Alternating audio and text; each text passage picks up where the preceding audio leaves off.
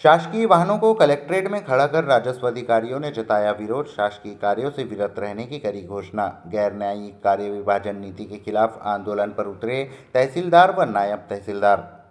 मध्य प्रदेश कनिष्ठ प्रशासनिक सेवा संघ की जिला इकाई के बैनर तले बालाघाट जिले के तहसीलदारों और नायब तहसीलदारों ने बुधवार से न्यायिक और गैर न्यायिक कार्यों के मनमाने विभाजन के खिलाफ व्यापक विरोध प्रदर्शन की शुरुआत कर दी है।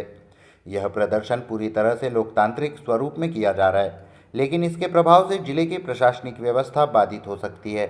जहां बुधवार की सुबह सर्किट हाउस में जिले भर के तहसीलदार और नायब तहसीलदार एकत्र हुए, जहां उन्होंने शासन की कार्य विभाजन नीति को अव्यवहारिक और अफसरशाही के दमन के रूप में करार देते हुए अपनी नाराजगी व्यक्त की।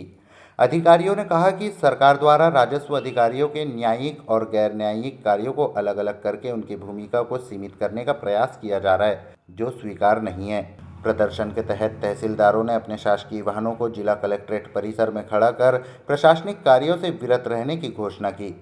बालाघाट तहसीलदार भूपेंद्र अहिरवार ने दोपहर 2 बजे जानकारी दी कि जब तक शासन इस नीति पर पुनर्विचार नहीं करता, तब तक राजस्व अधिकारी सामान्य कार्य नहीं करेंगे।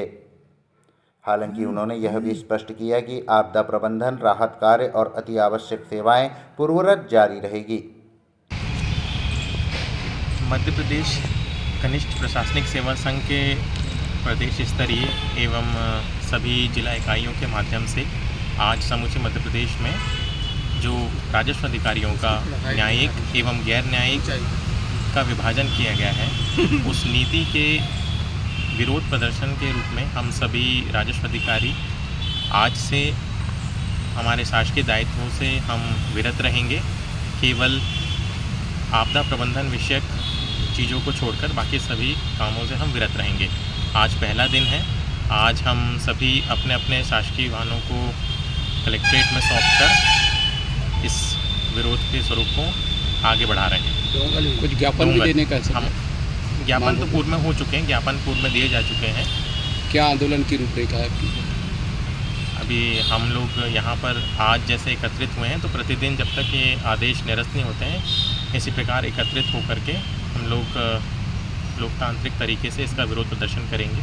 प्रमुख रूप से इससे क्या प्रभाव पड़ेगा जनता, यानी क्या प्रभावित होता है? पहले राजस्व अधिकारी को न्यायालयीन कार्यों के साथ साथ कार्यपालिक मजिस्ट्रेट के दायित्व का संयुक्त रूप से निर्वहन करना होता है। वर्तमान नीति में कार्यपालिक मजिस्ट्रेट एक अधिकारी को केवल कार्यपालिक मजिस्ट्रेट का कार्य सौंप दिया गया है और एक अधिकारी को केवल न्यायालयीन कार्य सौंप दिया गया है, जिससे जब हमारी भर्ती होती है और जो हमारे भर्ती नियम है उसमें किसी प्रकार कोई संशोधन नहीं हुआ है।